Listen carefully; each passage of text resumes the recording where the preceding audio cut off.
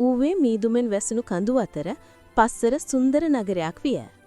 එහෙත් නතර නොවන මහ වැස්සක් එම සුන්දරත්වය බියක් බවට පත් කිරීමට පටන් ගත්තේය. උණුසුම සොයමින් ඔවුන් එකම පහනේ එළියෙන් මුළුතැන්ගේ ගුලි වී සිටියා. කන්දෙන් නැගුණු බිහිරි ගිගුරුමක් සිතාගත නොහැකි විපතක් නිවේදනය කළා. ක්ෂණිකව ඔවුන්ගේ ලෝකයේ කැබලිවලට ඉරී ගොස් මිහිදන් විය. දවස් ගණනාවක් නිමක් නැති රාත්‍රියක ගෙවී ගිය අතර ඒ දුක් වේදනාවලින් පමණක් සලකුණු විය. කවුරු හරි ඇවිත් අපිව බේරගනීවිද තාත්තේ? සමීර කෙඳුරුවාය. ඔහු කිසිදා ඔවුන් අත් නොහැරෙන යුදවිරුවන් ගැන ඇදහිල්ල ගැන කතා කළේය.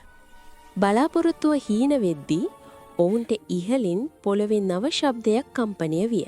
තම අවසන් ශක්තියෙන් ගුණපාල එම ශබ්දයට පිළිතුරු දුන්නේය. ඉන්පසු ආශ්චර්යයක්.